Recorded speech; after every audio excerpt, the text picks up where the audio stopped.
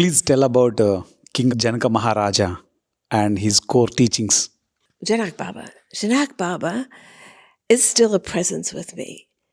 Once these great ones take you under the wing, they never let you go.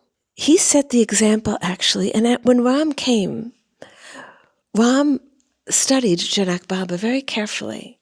He was the model for which he set his society.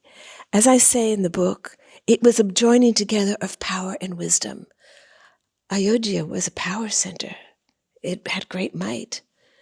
Mithila, Videha, was a knowledge center of wisdom. Janak Baba was there, the Maharaja, who was the humblest of the humble.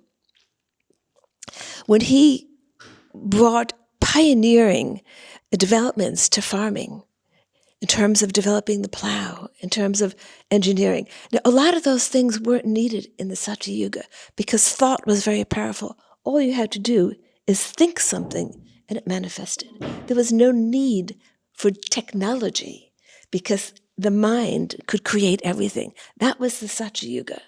But that time had passed and that power was weakening. And yet Janak Baba still had that. And so he knew in a declining era that technology would be needed. With the loss of that mental power, you needed external implements to maintain yourself on earth.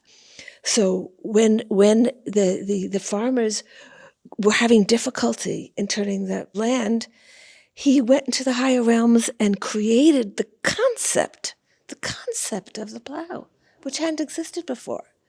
So how do these masters work?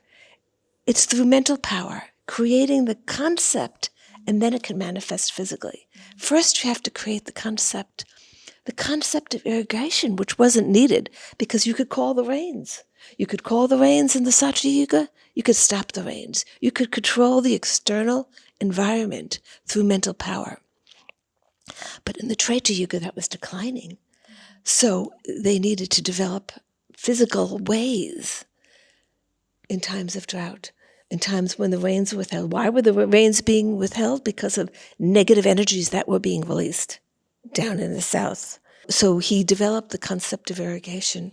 So Janak Baba was one of those who helped advance society. Advance in the terms, we in the West look at progression as advancement. It's actually a decline because the mental powers are declining, so you need external implements. We call it progress, we call it advances, but you can look at it another way. But he helped develop the society that would be able to attend to its needs during a time of a loss of mental power. He also had incredible compassion and love. He knew every family in his kingdom. And this is the model that Ram followed. When Ram, we see later on in the book how he visits every family. He tends to the needs of every family. He even arranges marriages because he knows the karmic connection. Janak Baba and Ram could see the karma of a person and help them fulfill that karma. And this is what he did when he visited people. It wasn't just to attend to their physical needs, what that family needs. It was to help them in their evolution and fulfilling their karma. There's a story in a book that I'm writing now, because Janak Baba appears again, the memory of him, because it's a story that takes place in the future. It's a book called Memories of a Future Life, where the memory of Janak Baba during a time of famine, where he instructs his household that he won't eat until every person in the kingdom has eaten.